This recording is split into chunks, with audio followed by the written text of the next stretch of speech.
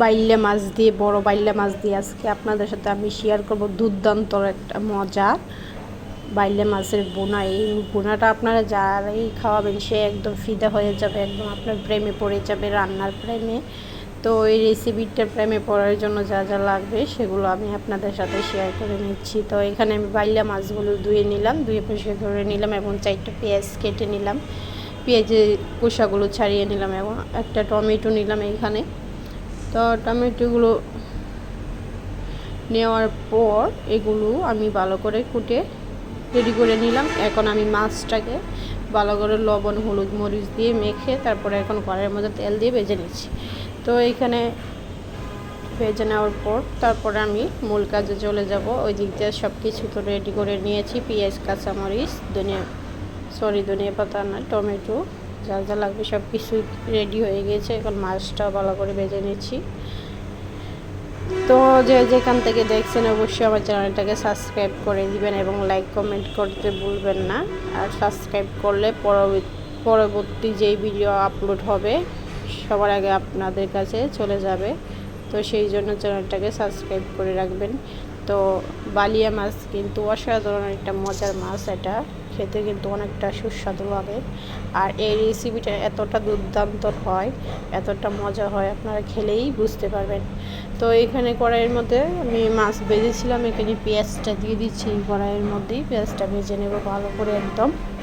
আর পেঁয়াজটা ভাজার সময় অবশ্যই একটু লবণ ছিটা দিয়ে দিবেন, তাহলে পেঁয়াজটা একদম সুন্দর করে ভাজা হবে, একদম নরম হবে, শক্ত হয়ে থাকবে না। এই জন্য পেঁয়াজটা ভাজার সময় একটু লবণ দিয়ে দিবেন হালকা।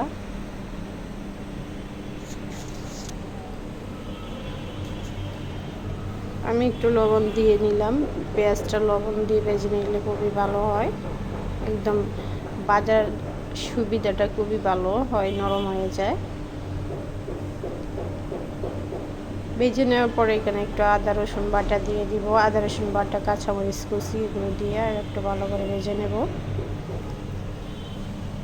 এখন আদা রসুন বাটাটা এই তেলের মধ্যে দেওয়ার মধ্যে পেঁয়াজের মধ্যে দেওয়ার জন্য কি হবে, দেওয়ার মধ্যেই কিন্তু একটা কারণ আছে। সেই কারণটা হলো পেঁয়াজটা একদম নরম হয়ে যাবে, ছেড়ে যাবে। দেখুন খুবই সুন্দর পেঁয়াজটা নরম হয়ে গিয়েছে, দেখতে দেখা যাচ্ছে।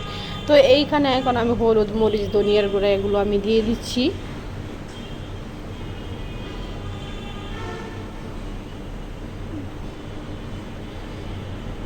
লবণও দিয়ে দিচ্ছি, যেহেতু আগে একটু লবণ দিয়েছিলাম সেই পরিমাণ মতো একটু লবণ দিয়ে দিলাম আবারও।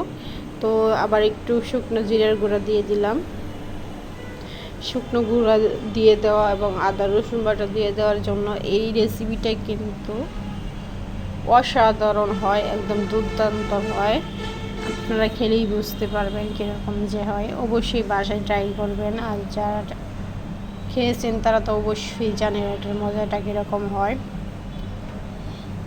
তো বালিয়া মাছ কিন্তু বরাবরই ভালো একটা মাছ, স্বাদের একটা মাছ, খুবই টেস্টি একটা মাছ। তো এভাবে ভুনা করলে আপনাদের কাছে অনেকটা মজা লাগবে, অসম্ভব মজা লাগবে। তো এইখানে আমি এখন যেটা করতেছি সেটা হলো টমেটোগুলো যেগুলো কেটে রেখে দিয়েছিলাম, তো সেগুলোই দিয়ে দিচ্ছি এখন। এখানে টমেটোগুলো দিয়ে আরও 2-3 মিনিটের মতো কষিয়ে নেব।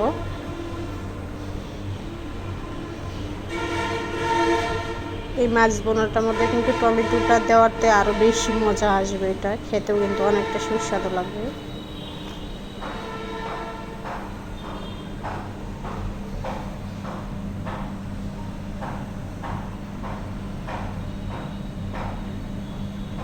তো ভালো করে কষানোর পর দেখেন টমেটো দেওয়ার পর কিন্তু অনেকটা পানি ছেড়ে দিয়েছে।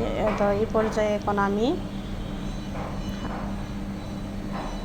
মাছগুলো দিয়ে দিচ্ছি।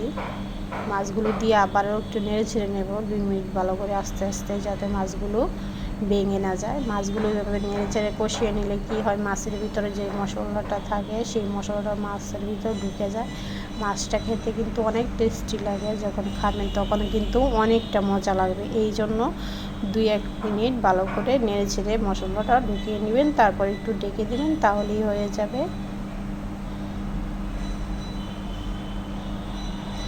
তো একটু ঢেকে দিলাম, ঢেকে দেওয়াতে কিন্তু এই যে দেখতেই পাচ্ছেন, এখন আমি ঢাকনা উঠিয়ে আপনাদেরকে দেখাচ্ছি কতটা সুন্দর হয়েছে। খেতেও কিন্তু অনেকটা সুস্বাদু লাগবে। এটা দুর্দান্ত একটা রেসিপি।